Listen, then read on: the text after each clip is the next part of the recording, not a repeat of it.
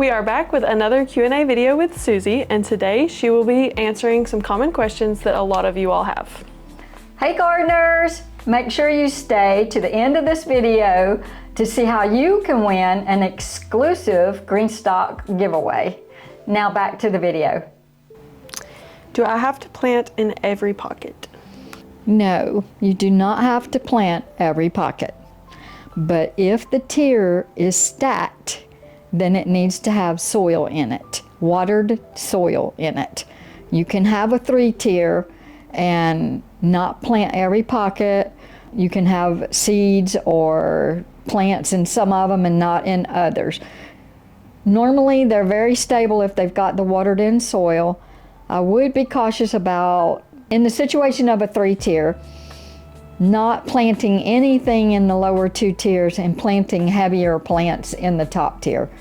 In that situation, it would become a little bit top heavy, but generally it's fine as long as you have soil that is watered in and tiers are seated in each other really well, you're fine. Just don't put an empty tier in a stack. That would cause problems. Is one of the planters recommended over the other for growing strawberries? The leaf planter was designed with strawberries and herbs, smaller plants in mind. And in most zones, the leaf would be the one that I would choose. You get 42 pockets as opposed to 30. I have seen people grow strawberries in shallow gutters and just have them crazy abundant fruit coming off of it.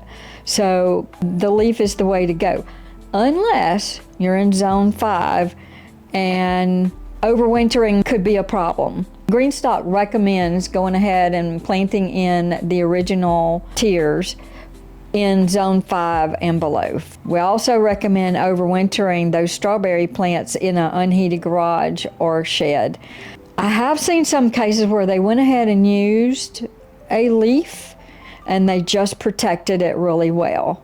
But the plants definitely are more protected. The roots run deep, they grow towards the center. That extra soil provides a whole nother layer of protection. And I feel like it's safer in those zones to use deeper pockets. If my plants are still doing well, do I have to take down my planter for the winter? No. You can leave your planter going as long as those plants are thriving. The cold weather crops, I've seen broccoli soar through 22 degrees, which is about the lowest I've seen it tolerate, but a lot of them will be perfectly fine, in particularly the upper 20s. So no, just let them go until they tell you they're done. But I would go ahead and harvest what I could harvest from it. The planter itself has a 5-year warranty against fading and cracking, so it doesn't need to be put away. You can just cut your broccolis off or cut off whatever, harvest whatever, and just leave your planter sitting out there.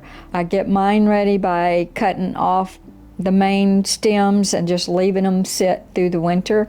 And then when spring comes, I pull out the main stem, I leave the fibrous roots, and amend that soil with granular fertilizer and worm castings, and I plant my spring crop in that. The planters themselves will be fine. If you're a person who wants to put your planter away, you feel better about storing it away, then that's fine. That's perfectly fine.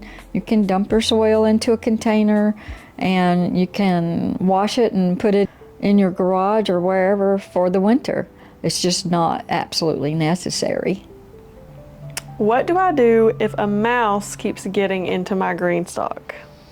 Okay, well, that's a little bit difficult because they are very tiny. The number one thing that I usually recommend for rodents, period, mice, rats, and squirrels, is rodent repellent, but the kind that has predator urine in it. They make them that have like coyote urine in them.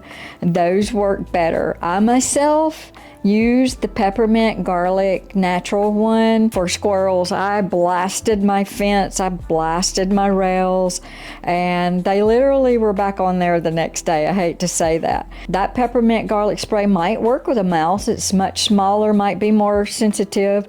But as a general rule, if you want to come out fighting, go ahead and get the rodent repellent that has the predator urine in it. A lot of people will use peppermint, cinnamon, cayenne pepper, those kind of things. There again, they have to continually be replaced. I think if you're serious and you have taken a hit on some of your end of season crops and you want what's left, and get the rodent repellent with urine in it.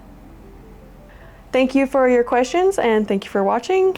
We hope that these tips will help you be successful with growing in your green stock. Enter to win a 5 or 7 tier basic planter in the exclusive color Kathy's Hot Pink. We will count 1 entry per person, so click on the link in the description box below to enter now. Happy gardening!